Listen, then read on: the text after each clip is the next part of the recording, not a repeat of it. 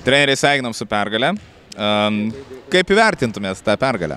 Labai gerai, charakterio parodymas per sunkes rungtynės, kai su 30% pataikymu gali laimėti rungtynės, tai tik tai charakteris laimė. Tai reikia pasidžiaugti, kad galim ir taip laimėti.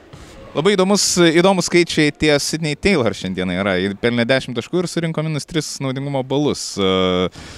Kaip tai galėtumėt, kaip jūs reaguojate į tokį skirtumą? Ta prasme, reaguoju normaliai, nes būna žaidėjas sužaidžia gerai, blogai, bet toksai jaučiasi, toks kažkur tai įsibalansavimas, nesusikaupimas, gal ankstyvos atostogos atėjo į galvą. Nežinau, bet būna, viskas yra normalu. Sveikinam su pergale, sužaidėjai. Kaip vertini savo žaidimą? Vat taip paklausim. Šiaip visai neblogai, tik tas baudelis labai greit susirinkau, tai biškai išmušė iš vėžių tasai. Turėjau biškai pristabdyti save gynyboje.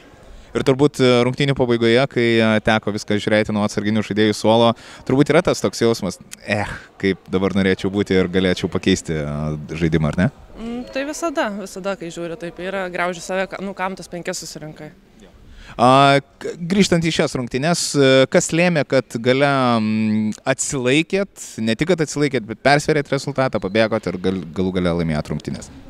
Net nežinau, gal ant galo tiesiog labiau jau atstovėjom save, neleidom stumdyti kaip nuo pradžių, mums realiai teisėjai leido labai stiprią kovą, tai gal pagaliau pastovėjom ant galo biškai už save ir pataikėm tos lemiamus metimus. Giedrė, gal sakyčiau, labiau patempė ant galo komandą.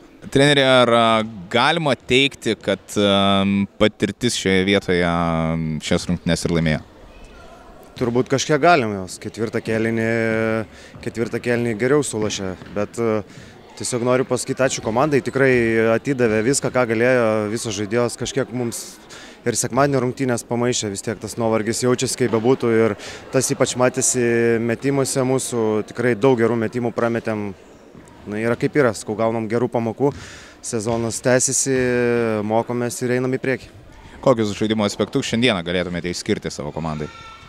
Tai tiesiog energija ir kova, ir gynyba, aišku, kiek mes praleidom taškų pirmose rungtynėse prieš jas, tai šiandieną buvo visai kitoks vaizdas, to, ko aš norėjau gynyboje, bet puolime jo, šiandien strigom.